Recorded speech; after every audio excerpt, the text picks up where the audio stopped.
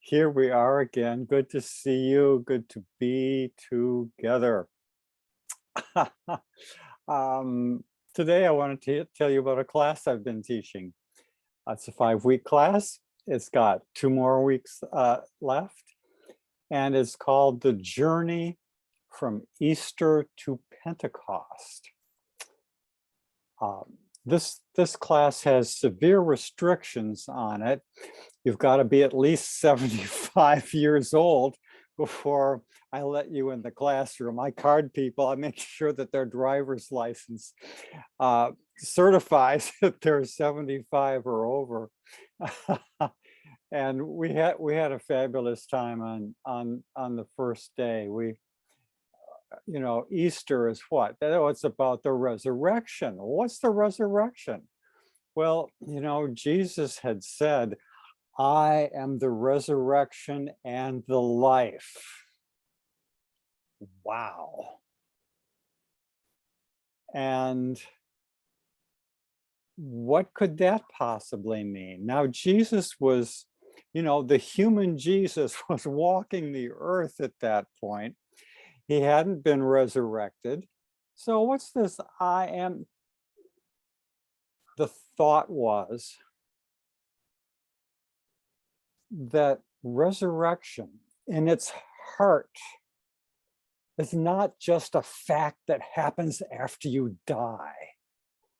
It's a transformation that is now. The life that is of the Spirit, the gushing waters that take us to eternal adventure. That's now. And after saying that, Jesus went over to the tomb where Lazarus had been dead for 4 days. And he said, Lazarus, come forth. And we started to experiment with this Lazarus come forth calling. What would it have been like to be there, to see Jesus, to hear Jesus as he said that? And imagine what it would be like if Jesus were to say this to us, Jeff, come forth. Whoa, how cool is that? I was stuck in up this morning from which I had to come forth. And I didn't hear any Jeff come forth, but I was brought forth and I knew exactly to whom I needed to turn for that. And after a while, I got up my enthusiasm for the experiment. But Jesus calls us to come forth in all kinds of ways. This class is about getting people from appreciating this transition from Easter to Pentecost, and then going forth proclaiming Jesus' original saving message. Wow, what's that? So the next day in our class, week 2,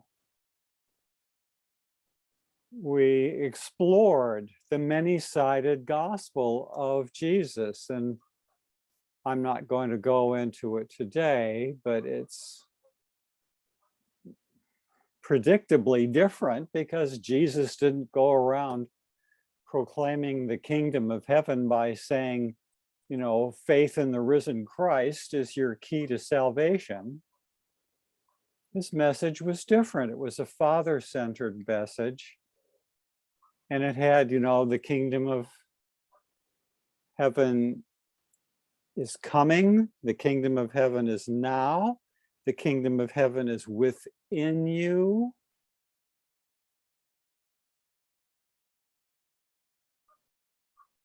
There's so much richness. Oh, anyway, that was week 2.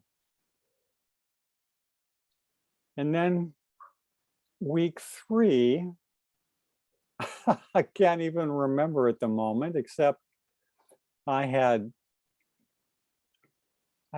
invited people to do a couple of things that, I mean, it happens. I blame myself, but not 100%. Nobody did it. So this time, you know, I'm expressing what this is about, as I did last time. Because what happened on Pentecost was the realization of that awesome statement of relationship that Jesus gave hours before his death, when he said, I am the vine and you are the branches. And then 24 hours later, he was in the tomb. I'm the vine and you are the branches, and this guy's in the tomb. Well, all of a sudden he's resurrected, and then what do you know? He ascends. And what do we do now?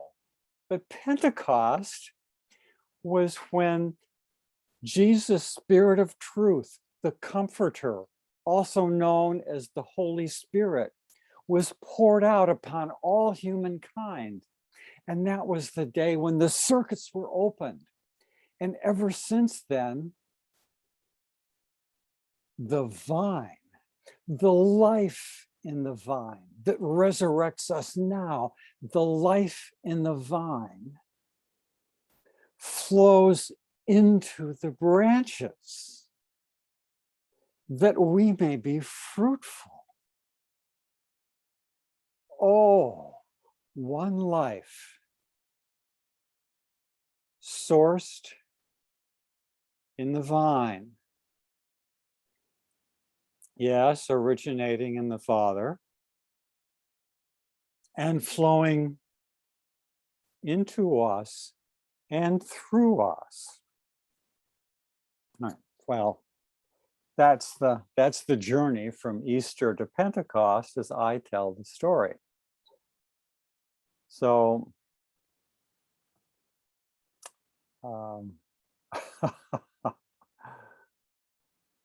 we'll see. I'm toying with an idea of working this Sunday or next with a very different kind of teaching approach than anything I've ever done. A theater person, drama person that I know, and I'm talking about